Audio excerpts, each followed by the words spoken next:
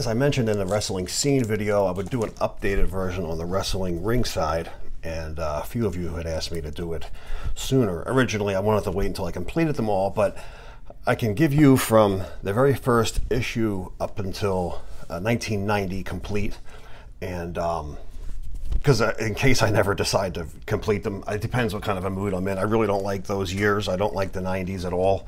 But that being said, Ringside Wrestling magazine was probably one of the better ones on the market at the time. Way better than our favorite Stanley Weston issues, because we know he had sold the company and new hands took over in '93 and completely demolished the magazines that we all knew and loved and cut them down to a horrible comic book size and just gave you cheap paper, cheap binding, and they just killed it. It was up to Wrestling Ringside and others that came out. When Wrestling Scene ended, when on that last video what I did with Wrestling Scene, the very last issue, I believe was 51 or 52, it ended, and they started releasing this magazine, which is basically the successor of it. It was called TV Wrestlers. It started off in '89 as TV Wrestler with just one without the S, and then they added the S to it. Maybe it was because it was too close to the wrestler, I don't know, but this came out and kind of took the place of Wrestling Scene in a roundabout way. They also put out another one called Superstar Wrestler, and then that changed to Superstar Wrestlers. They also added the S to that as well. So they kind of picked up where Wrestling Scene stopped. Same company for Ringside did All Stars, Heroes, and Villains. And we're going to touch on a few different pieces as we go along. So this is every issue complete from the beginning, issue 1 to 90, except for issue number 33. I have it, the cover's ripped off of it, so I didn't really bother showing it, and I'm certainly not going to upgrade it because the Honky Tonk Man is on the cover, and I have no interest in getting it because of that. But I'll tell you where it is. Pay attention because it's a little bit tricky with these months. Not every year has a solid 6 issues, and we'll go through it as we go. Issue number 1, Ringside, came out in May of 1983, issue number 1. It's got an older shot of Putski and Hogan when he did his run in '80-81 in the WWF. Issue number 1, and these magazines were the first ones to bring us some color pinups, which was great, just like inside the Main Event Wrestling did as well. They did it here, 6 or 8 color pinups, and that was like their selling point. Whatever they lacked in photos in the magazines, whether it be under or overexposed or just completely blurred, they would make up for it in the color pinups that we didn't get in the other ones. Next issue, number 2, came out in July of '83. It's got Steamboat. He's teaming up with Dos Caras in Japan and All Japan. And issue number 2. Issue 3, Barry Windham and Flair during any one of their number of feuds over the next 5 to 7 years. These two would be continuing that great battle between Barry and Flair, September 1983. Next issue, November of 1983, and it's got Flair taking on Harley Race. I'm trying to think if this was the issue that Race won it back for the 7th time. Not 100% sure. I think it is. January, now we're in 1984. Okay, so that would be it for 1983. Just 4 issues that year. First issue in May, and then ending in November. Next issue with January of 1984. Wildfire Tommy Rich, Larry Zbyszko get the front cover. Superfly is on March of 1984. Bloody Tommy Rich. Now, the Wrestling Scene was known for the good, hardcore, bloody covers. Ringside had a few, but not so much. They had more matches, and the All-Stars were more posed covers. So you had a little blend of everything there between this company with George Napolitano, who was the photographer and editor, and Norman Jacobs, I believe, was the brains behind the magazine. May of '83 is showing one of the bloodier covers with Abdullah the Butcher and Mike Rotundo on the cover. And like I said, you'll get a few bloody shots on Ringside, not as many as we did on Scene, though, that's for sure. The one-man gang and Mike Rotundo in a chain match. Flair taking on Kerry Von Erich. Kerry winning the NWA Gold in this issue of September 1984 Ringside. Steamboat and Flair battling it out, and it's so small in here. They don't have the year. This is issue November's issue.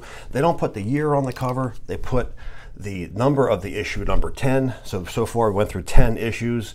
They're good with that. The hardest part is the month and year. They usually abbreviate the year with NOV for November, OCT for October, and so forth, and no year on them. So it could be difficult to find if a seller is too lazy and doesn't want to list it with the proper date and month, because it's printed inside the very first page in the magazine. They just have to look. Sometimes they don't, so it could be a pain in the neck to find them. So every one of these is in order. So if you know, as we're going, and I will tell you that when it stops doing 6 issues in the year, which is coming up shortly. January of 1985, now new issue. We got Gino Hernandez taking on Von Erich down in Texas. Roddy Piper on the cover in March '85, and this is another one of the bloody issues, one of the few that we were able to get with Ringside.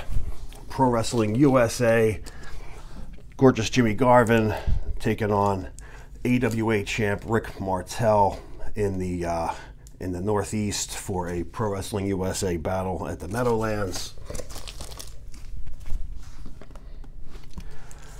Sergeant Slaughter taking on Ric Flair, also from the Northeast Meadowlands, Pro Wrestling USA's joint venture with NWA and AWA, doing their shows in the Northeast together. Cable TV had just hit, and the one TV channel for the 2 NWA AWA shows, which was a good idea to, you know, join up and come into Vince's territory and invade his TV, and was a good way to do it for 2 companies to get some exposure before splitting off onto their own. July issue of 1985, that is. Next issue would be September. You got Kevin Von Erich taking on Ric Flair this time. November, coming up, November, Iron Sheik taking on the Mike Rotundo. It's probably Wyndham and Rotundo versus Sheik and Volkov, most likely. These two get the front cover shot for the last issue in '85. '86, a rare look at Big John Studd on a cover of a magazine. He did not appear on too many covers at all, and here he is with Paul Orndorff, January 1986, Ringside. Now you'll notice this is the first issue where it says Ringside Wrestling now. So up before that, it just said Ringside, like it does here. Wrestling Scene Presents, real small in the 4 corner here. So people can really mislabel things when you're searching out. So just letting you know, this issue here, March of 1986, will be the first one that advertises the font Wrestling on the front cover, okay? And it's written kind of splattered across the front of Ringside. And that's going to be like that for just a little while before they also change again. May's issue, Steamboat and Morocco in their WWF feud. Big John Studd is back again with Paul Orndorff, getting a second cover in as many months. This is July's issue of '86. Good looking shot of Ivan Koloff in his upper years in the NWA with the Russians, having a feud with the Road Warriors. Many of their feuds branched off into the Great American Bash in '85 and '86. And this is a September's issue of '86. And final issue for '86 is another Bash cover. Road Warrior Hawk taking on Flair at Veterans Stadium in Philly. And let's see, this should have all, yeah, this has all the coverage from Bash of '86, a lot of full color in it. Good issue to get if you're a fan of the Bash in '86. 1987, for whatever reason, didn't have 6 issues. They released 9. So if you're looking for 6, there's more in '87. Issue number 1 is January, and it's got Steamboat and Savage on the cover here. Macho Man is on the bottom. Sheik and Volkov, now tag team champions, are feuding with the British Bulldogs. They have a February issue, so we got 2 in a row for Wrestling's Ringside. Orndorff and Piper on the March issue, so we got 3 in a row now. Looking like you're going to get one every month. Almost guaranteeing it when you see one for April. Ringside Wrestling, Koloff taking on Ric Flair at the Starrcade for April's issue. They would skip May and you would get one for June. You're like, did I miss one in the following month? April, May? No, nothing for May. So it gets a little bit weird. Like I said, there's 9 of them in this year. Okay, so the next issue would be June. This is number 27. Sika taking on Harley Davidson, or Hillbilly Jim, wherever you would know him from. Memphis area, I think, is where he was at Harley Davidson. Let's see, August is the next issue, so there's no July. Number 28, and it's got Koloff and Dusty getting the Crockett Cup. Ivan taking on his nephew Nikita for the September issue of 87 in a chain match, the Russian chain across the face of Nikita. Ronnie Garvin battles Tully Blanchard for the national heavyweight title in the October issue. So October, and now we're back from September to October, following in line again a little bit towards the end. November, Tully Blanchard taking on Dusty and getting the boot to the face, most likely one of the bunkhouse matches or anything goes matches. This is during the Bash time. Again, issue number 31, November of 87. I believe that's the final issue. Yes, it's the final issue for 87. Wrestling Ringside number 32, January of 1988. It's got the Tonga Kid and Martel on the cover. Good looking shot here of the Powers of Pain taking on the Road Warriors in the May issue. So we went January and there's nothing again till May. So I'm sorry, number 33 I'm missing. I forgot. This is the issue with the Honky Tonk Man that I'm missing. So issue number 33, which would be March's issue, is what I'm missing. I don't have the cover, so I figured why bother showing it. It got ripped off a long time ago, and I really don't have no plans on getting another one. So the next issue after the Honky Tonk Man would be number 34, May, and Powers of Pain and the Warriors. Tully is black on again with Dusty for the July issue, number 35. First shot of Sting in Wrestling's Ringside number 36 in September's issue. And again, this is going to be becoming in the later years. They started doing away with the black background, which I like the black background more, so it looked like the back of the ring. And now they're putting color behind it, and that would be like the theme throughout the all the magazines for that much, for the late 80s, early 90s, and so. Ringside Wrestling number 37. Rock and Roll Express and the Fantastics are on the cover of November's issue, and I think it's the final issue of the year. Yeah. So it gets us to issue number 38 in 1989, covering the Flair and Luger war for the NWA World title. So that was issue number 38. This is number 39 here. It's written so small, I mean, I need a magnifying glass just to see the date and numbers on these suckers. March's issue now, number 39. Wyndham taking on Sting. Macho Man Savage taking on Hogan in the June's issue, number 40. Hogan back on again, issue number 41 in July 1989. Rick Rude taking on the Honky Tonk Man on number 42, August 89. From August, there's nothing, and then the next issue is October, number 43, and it's your first look at Muda taking the cover of Ringside's issues, and he's taking on Sting, which they were feuding for the television title. Muda getting involved in the feud between Funk and Flair. Flair covered in blood, and also the green mist from Muda getting him sprayed in the face in December's issue of 89, and that is it for issue 89 for the 89. Getting into 1990, so this is the decade of the 80s is finished with Ringside, and now we're getting into the 1990s, and like I said, here is where I don't have them all complete. I do have every issue in 1990, and then that's where where I just cherry picked a few issues here and there when it came to these. But it stood the test. I mean, these issues were not cut down, they weren't trimmed, and they weren't made like shit after. Actually, they got a lot better. They started getting more glossy paper and better photo shots and way better color than Inside Wrestling and The Wrestler did under the new owners, and they moved the whole operation from New York and Long Island to Pennsylvania. So the whole thing had changed up, and that's what really turned a lot of us off to the magazines. And wrestling was about to hit a pretty rough patch itself. Not only the magazines, but the wrestling business in 90, 91, 92, 93. It was pretty rough to be a fan around that time. April's issue 90, Muda again taking on Sting for the world title.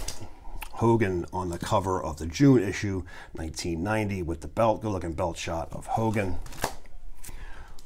The Dingo Warrior taking on Hulk Hogan here in July of 1990, issue number 47. Luger and Flair continuing on in September's issue number 48. Number 49, November issue, last issue of 1990 would be Sting, and Sting getting the gold, defeating Ric Flair for the whole title.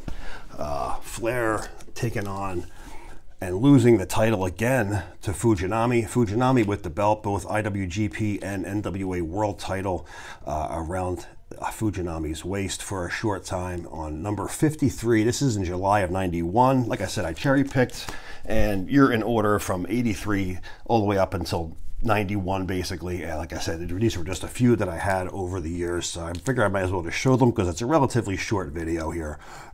It's a jump up to 1992, issue number 57, talking about Flair and Hogan. And I had no idea it was. One of the guys commented, and I did a little looking around. This is an extremely hard issue to find, and I didn't know that. January of 1993, issue number 62. Got the Road Warriors on the cover, and from what I was told, it's near impossible to find, and if you do, you're paying out the butt for it. So I didn't know that until one of you guys told me, so thanks for filling me in. This was immediately removed from my pile and put on a shelf so it stayed in good shape. I never knew. I have no idea why. No one really seems to know why. But expensive issue. If you have one of these, hang on to it, and if you see it and you need it, be prepared to pay for it a little bit. My next issue, I have nothing in 94, goes up to Sting in 1995. And again, I was told this one as well is a very difficult, hard issue to find. Don't know why, and then it's expensive if you can find it, I guess, for the rarity reason. Like I said, I have no idea why. If any of you guys have any clue why these last two issues here are so expensive and hard to get, fill me in. I'd like to know. Just don't have any clue. So that gets us to pretty much everything that I have ringside wise. In 1996, in the December issue, they made a change. They're no longer called Wrestling Ringside. It is now called Ringside Wrestling. So they changed it, and this is now issue number 2. So you might see this and be like, wow, how is this issue number 2? The magazine's been around for the last 10 years. That's why. The same owners, same editors and everything else, they just changed the magazine, kind of like they did with Wrestling All-Stars and Heroes and Villains, like I explained in another video. They just changed the name. So even on the inside cover, inside the magazine, it says Ringside Wrestling, and then the older issues, you'll see it says Wrestling Ringside. Makes more sense to call it Ringside Wrestling rather than Wrestling Ringside. Anyway, it just kind of rolls off the tongue a little bit better, but be aware of that. So you'll see it issue number 1 is December December of '96, and issue number 2 is what I had, which was this issue here, January of '97, and it's got the beginning of the New World Order to hit the magazines, and Nash and Hall were about to hit every single major magazine cover from here to Japan. This is just issue number 9. Again, it's Ringside Wrestling, and no longer going by. This is issue number 9. So you see how the numbers change, and that got quite different. And I just thought I would, at the end of the video out, we had talked about Wrestling All-Stars and then Wrestling All-Star Hero and Villains. This is another very difficult magazine to find because it's predominantly giant pinups, and this is issue number 13. So you may see this and see Wrestling All-Stars issue number 13. I wonder why there's 2 number 13s. Actually 3. If you watch the other video, you'll know what I'm talking about. This is a 13 in the pinup magazines. So this is a difficult one to find, another one that's pretty expensive, and another one that I had in my Road Warrior pile that I usually don't keep with my others. Anytime you see one that has posters, they usually ask for a lot more because kids tore them out, pinned them on their wall, and it diluted the magazine and made it kind of worthless. So anytime you see one with the posters, you're pretty much going to end up paying for them. So another one that's really difficult to find. If you have this one, hang on to it, and like I said, if you need it, it's going to cost you a few. All right, so that was a look back at Ringside Wrestling, also known as Wrestling Ringside, also known in the very beginning just by Wrestling Scene Presents Ringside. It went by 3 different confusing names there, okay? Some other videos are in the works. We got probably our next one is going to be the Rise of Macho Man Savage, and I've been working on that one a little bit, so we'll probably see that one coming up pretty soon. And yes, I promise I will get the Apartment Girl magazine video out. It's I know it's not going to be a very popular one, but a few of you guys want it, and there is some pretty interesting issues there that we'll go over. So that's also in the works as well. So just wanted to get this one out of the way for you guys who wanted to see the Ringside. So there it is, guys, and I'll see you on the next one.